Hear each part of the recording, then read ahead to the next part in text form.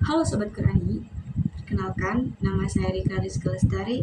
Saya merupakan mahasiswa dari Universitas Islam Negeri Cyber Syekh Nurjati Cirebon, Fakultas Dakwah dan Komunikasi Islam, jurusan Bimbingan Konseling Islam. Oke, jadi di sini sekarang kita mau ngapain ya? Tentunya kita mau mereview Al-Quran ini. Oke, sebelumnya kita lihat dulu Al-Quran yang baik-baik. Ini tuh mushaf dari zaman saya waktu kecil, dari zaman saya SD. Oke, di sini juga ada namanya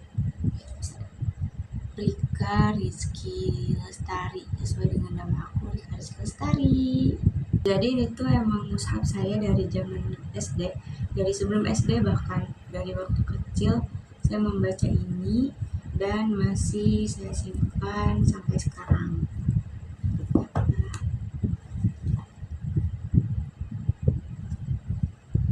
Jadi kita sekarang akan mengenal struktur mushaf standar Indonesia atau MSI. Apakah mushaf yang saya punya ini merupakan mushaf standar Indonesia ataukah standar yang lainnya? Perlu diketahui ya teman-teman, mushaf standar Indonesia itu dibagi ke dalam 3 jenis. Yang pertama itu ada mushaf Utsmani atau mushaf Bombay. Yang kedua ada mushaf Imla'i. Yang ketiga ada mushaf Braille. Oke, berdasarkan dari ketiga jenis mushaf MSI tadi, mushaf saya ini itu termasuk ke dalam mushaf yang mana sih? Mari kita review dan lihat satu-satu. Oke teman-teman, yang akan pertama kali kita bahas yaitu adalah surat. Tentunya di mushaf standar Indonesia itu terdiri dari 114 surat. Bisa dilihat ya teman-teman dari foto ini, mushaf yang saya miliki terdiri dari 114 surat dan diakhiri dengan surat Anas. Selain daripada ayat yang tadi saya jelaskan, kita juga bisa melihat dari Quran surat Al-A'raf, Al-Falaq, dan Anas. Bisa kita lihat lagi, Al-A'raf diturunkan di Makkiyah, Al-Falaq diturunkan di Madaniyah, dan Anas diturunkan di Madaniyah juga. Itu adalah salah satu ciri bahwa mushaf itu merupakan mushaf standar Indonesia.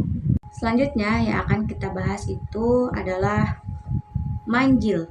Mushaf standar Indonesia terbagi menjadi 7 manjil karena agar hatam Al-Quran dalam waktu 1 minggu. Jadi 1 hari itu 1 manjil. Ini adalah beberapa letaknya di dalam surat-surat tersebut. Oke teman-teman, jadi manjil itu dicirikan dengan bacaan seperti ini ya, bisa dilihat. Kita lihat di mushaf yang saya punya apakah ada manjilnya. Kita lihat contoh di Quran surat Al-Fatihah sampai dengan surat An-Nisa. Nah, di mushaf yang saya miliki ini ternyata tidak ada manjilnya teman-teman. Lalu contoh yang kedua, kita bisa melihat dari surat Al-Maidah sampai dengan surat At-Taubah. Nah, di sini juga tidak ada manjil seperti yang dicirikan tadi.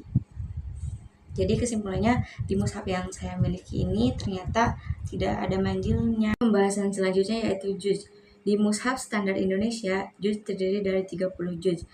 Yang awal juznya yaitu dimulai dari kata alif lam mim. Oke, kita lihat contohnya. Ada ya. Dan alif lam mim itu adalah juz pertama. Dan diakhiri di surat An-Nas. Dan ini adalah juz 30 contohnya.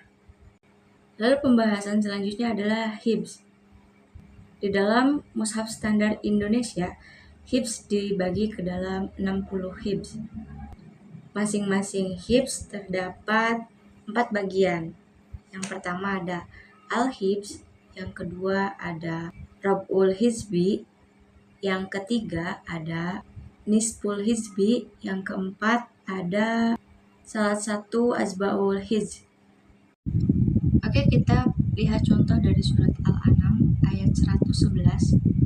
Seharusnya di pinggir sini, di pinggirnya ada bacaan Al-Hizbu ke-15.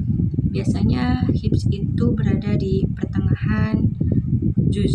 Di mushaf yang saya miliki ini ternyata tidak ada hibsnya ya teman-teman. Selanjutnya yaitu pembahasan ruku atau makro. Mushaf standar Indonesia membagi ruku ke dalam 557 ruku. Pembagian ruku atau makro umumnya didasarkan atas kesatuan tematis pada sekelompok ayat.